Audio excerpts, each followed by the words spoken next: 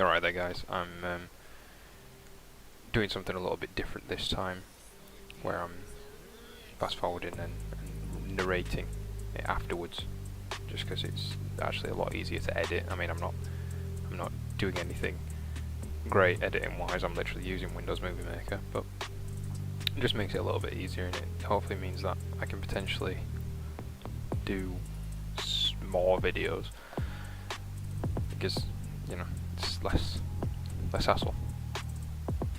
Anyway, so as you can see, I'm lining design again, a design I did a fair bit ago. This is obviously fast forwarded, but yeah, using the dip pen, using the B5. I haven't actually tried any other nibs than a B5. I've got them, I've got quite a few of them, but they're I haven't actually used them for some reason. There's big old B1s I've got as well. I've got a big old B1, and I'm looking forward to using that, but I just haven't really found the right thingy. Plus, I'm a little bit scared, if I'm honest. I think I've broken the B5 in enough for it to work properly with me and how I draw. So, but yeah, as you can see, I'm doing the lines here fairly quickly. Anyway, again, I did mess up one of them, but I ended up going back and fixing that. I think it's a little bit later on though in the video. So the light board I forgot to mention last time, it's on the lowest setting at the moment, but because of the glare from my window, because my curtain's open, then it makes it look a lot darker than it actually is. I'm not doing this at like 6 o'clock in the night, I'm doing it in the morning, but with the phone, the way the camera works on my phone, it likes to do it a little bit darker than usual. So just finishing up the lines, and we'll be moving on to the painting shortly. I decided to shade this with ink as well as pencil, so you can see that in this one as well.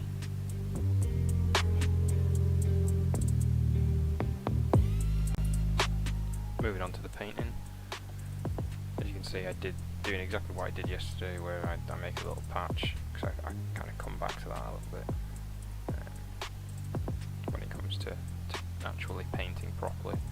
Loading my brush up with some ink and then just getting started. I wanted to start on the moustache of this guy because it looked to be a little bit awkward, but it actually ended up not too bad.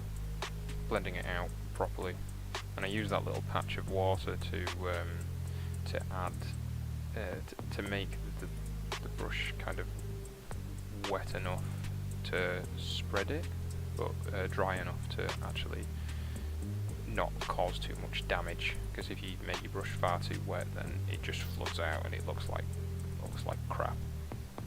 So I like to use that little patch there just to blend it out even better. It's just a little thing that I've picked up. I don't know whether it's right to do, but like I've said before, it works for me fairly well.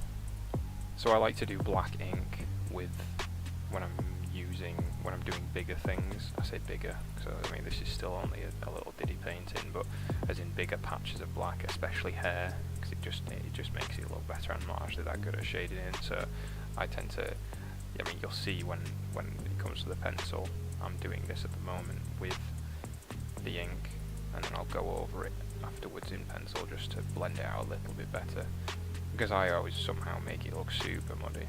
You can see there I messed it up a little bit. I don't know if you can actually see on the video properly, but I put too much ink on, but all you need to do is load your other brush up with water again, not too much, and then colour it in almost, and that actually disperses the ink and your brush picks a lot of it up, so it's really handy.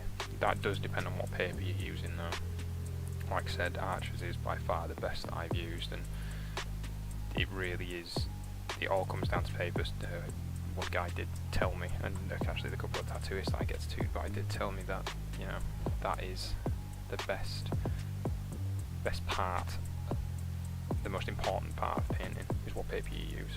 So Arches all the way for me. I tried using cheapest stuff from the Works, which is a UK shop. I don't think you get it abroad, but that is just horrendous. It's not too bad really for what it is. A lot of my early stuff is on that, but it's pretty naff, and that's also when obviously I was worse at painting. I'm still definitely not great at painting, but I'm better at least. But Archers just manages to allow you to have time to actually blend enough while you get in the hang of things. So, but also retains the ink very well as well. Also looks nice. I like the feeling of Archers. It actually looks to me like proper, almost like parchment. It's very nice, and pleasant. So again, as you can see, I'm just blending all the hair. I wanted to make the hair fairly black. I was in two minds whether to actually colour it in brown afterwards, like a dark brown, but I don't really like doing that because then you have a little bit of conflict with the skin tone, which can make it just look muddy and kind of, it's not very good, not very well thought out really when it comes to stuff like that. So you want to try and think how best you can. I'm usually pretty bad at that as well. So another thing that you can see is I actually colour the lines separately, in the sense of I know where my hairline's going to end, so I want to blend that out, and then I'll colour in the middle. That way you don't go too far or too in, because I used to do that a hell of a lot. So just a few more bits on this black now, just to add a little bit more depth to it, and to show whether it looks any good really. That middle guy's still poking me a little bit, but he's alright, he'll survive, I'm sure. He's not too bad. So I need to still colour those little bits there that I don't think I've seen, and I just end up colouring the little bit of that hair as well. But that's nice and easy, making it nice and dark anyway. So that's all good. We'll be moving on to the colour next anyway, so that'll make it look a lot better. So the same colours that I used yesterday, the 25H Hansa Yellow Medium Hydrus. I only put a little bit of it in that well, and I just do a little bit really of yellow just to make sure. I was thinking about doing maybe the guy's closed eyes blue or something, but I decided against it. I wanted to keep this one fairly simple, and I do like how it turned out. It's not super vibrant or anything, but it's very, it looks kind of aged just because of the colours that I've chosen. Colours that I've done. Really, it's me just deliberating where else I need a little bit of yellow, because I haven't used that much, so I do like to do that and not waste some. So just give my brush a rinse there. Again, there's a little patch of water there just so that I can give it a rinse before messing about with that. This is the Raw Sienna, the Hydrus Raw Sienna 32H that I'm using on this one. It's a little bit of a lighter skin tone, a little bit of a lighter brown. It almost blends out almost like a yellowy colour anyway when you're blending it out, but that's good. That's what I wanted. So I start off on there. So I always learn to do, I never used to do it this way, but to do it on the hairline as well, so add a bit of colour on the hairline just to blend it out, and you want to add enough so that you can actually colour the face in almost, which is handy because you want to load that brush up quite a bit with water, not too much, because again you get that terrible blobby effect. There's a cut there because my friend rang me, so that's why there's a cut there. Yeah, just carrying on with this skin colour, this raw sienna. I do like this colour. Like I said, it tends to be a little bit lighter, and I don't like when I usually use it. I don't like how yellow it goes, but this is a very traditional kind of painting anyway, or design. So I wanted it to be that kind of shade. So keeping an eye on where the shade's going to lie and where the colours are going to lie as well. Just basically going over in my head where I'm going to add shading a bit later on with the pencil, and allowing enough paint to colour it in, but not too much. Obviously you don't want block colour, or I don't want block colour on there, because I can never pull off the nice little negative spaces that a lot of artists do. I'm terrible at it. So I just like to colour in this way. Again, just carrying on, seeing where I'm going, just adding it under, where the shade would be, I guess, real model. I don't really know how to say it, but this is going to be kind of a one-take wonder as well, so I might end up rambling a little bit too much than I was. The last video I edited a lot out because I do ramble, and I also say a lot, so maybe I need to make a compilation of those just to keep it spicy. So I was running out. I had noticed on the middle head I was starting to actually, it wasn't flowing as well as I could because I hadn't loaded up the brush enough, and so it was drying very quickly on the actual piece of paper. So I needed to load it up. Basically, that's why I'm adding that. So that's a good thing to remember. Really, is make sure I never like to use too much. Never like to use more than I need, but sometimes obviously I don't use enough. But I mean, that way is fine. If you don't use enough, then you can just go back and add some more, but you always want to put in less than you, I guess it's better to put in less than you need, because you can always add more onto it, can't you? So it's not too bad. So I'm still adding the colour skin tone here, aren't I? But I'm pretty much done, I think. Just a few little bits. This lip gave me a little bit of bother. I'm still not entirely happy with it.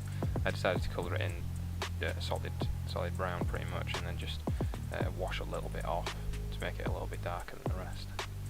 But I'm not too happy with it. Not too sure what other colour I could have done, but it doesn't look that bad. It'll be fine. I ended up putting a little bit of red in it anyway. So this is the Carmine from last time as well. 28H Carmine. Again, this is so versatile. I love this red.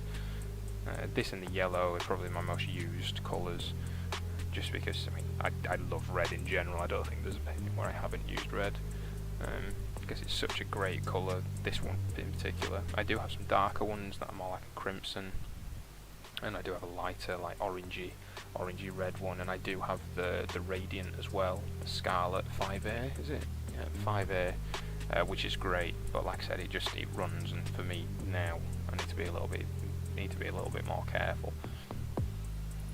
So, which is fine, you know, if I don't stain something, it's not a problem. But yeah, this one works perfectly, and the Radiant is what I got first as a nice red, and it is a really nice red. It's very blood red. The red that I used to have was a Winsor & Newton. I think that was called Scarlet as well, and then there was a Crimson. But they were horrendous. They were like hot pink. I actually really liked the hot pink, but not for red. And the Scarlet was like a strange, like orangey mess. It was just rubbish. And then I ended up getting another one, which was like I think it was called like Carriage Red or something. And that one worked better. But Winsor & Newtons now, I've found, really don't age very well at all. A lot of my paintings are up on the little kind of bookshelf I've got, and they're not in direct sunlight, but they are in light. This front room's quite light, and they really haven't aged well. And I just kind of fell out of love with them. They were the first things that I got, and these ones now are just so much better, and they age so much better. So there we go, just showing you a little bit of what I've done with the red. I don't think I did that with the skin tone, with the raw sienna. What are we moving on to now? Just a bit of hydrous. So what I'm doing here is I'm deciding to stain it first. I know it's not actually staining it, because I'm not staining the whole thing, but it's just what I call it. It's just, please, if somebody has a better way of saying it, please let me know. Just literally putting a drop in my dirty water. Might as well, why not? And then just going around the edge, just adding a little bit, just to make it, again, just to fill in that space, because there's a lot of space that I didn't use. This design was just too big for half of the size of sheet that you can see now, so I don't really know what that is. I mean, that's not even A5, that'll be A6, so like an A7. It is Archers A7, or Archers, should I say, and they always go a little bit over for some reason. So I mean, it's small value, so I'm not complaining, but it's a pain when it comes to getting frames. So yeah, just colouring that in, going around the edge. I just like to do this now. Like I said, it makes it look better in my opinion. It's just something that I found. I did used to colour them in entirely yellow, but didn't really want to that. And just splashing a little bit on there as well, just to add a little bit of pizzazz. Don't know whether it does it, but I like it. So moving on to the pencil now. I had a bit of trouble with this. Like I said in the last video, that this pencil's years old, and I've decided to sharpen it, and the lead just kept on breaking. It was a pain in the ass. You can see it's literally about half the size that it was. So that's great. I might need to look at getting a nice new one. But it is a nice quality pencil. So again, I'm just going over a bit of the black just to make it. To me, it gives it a more authentic feel. It makes it look a lot nicer with this kind of design. Just going over the black, just then obviously shading it out, if that makes any kind of sense, and only doing it very lightly towards the end where I don't want it. And anywhere where the paint is darker, anywhere where the ink is darker, obviously colouring that in fairly heavily, although I couldn't put too much pressure because again the lead was about to break anyways. And then just fading it out, I think it makes it look a lot more, I'm going to say professional, because my stuff looks far from professional, but it just makes it look better in that kind of sense.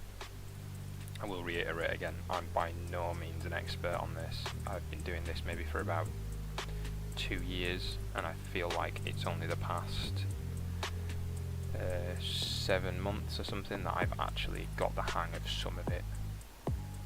The times before that was horrendous. But yeah, I feel like I'm getting into the swing of some of the things, but there are a lot better painters than me out there, significantly a lot. You know,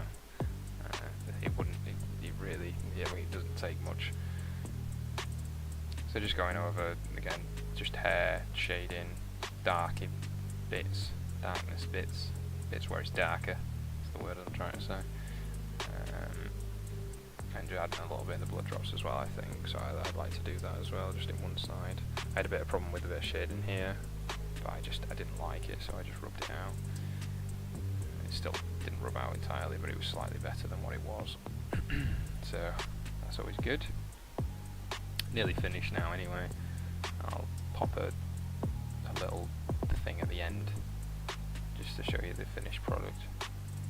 I appreciate the people looking at my stuff, people looking at my Instagram and watching the videos, really helpful. If you want me to carry on doing this, I'll carry on doing it anyway, but it's, the support's very grateful for it. So that's pretty much that. Thanks very much, guys. I'll catch you next time.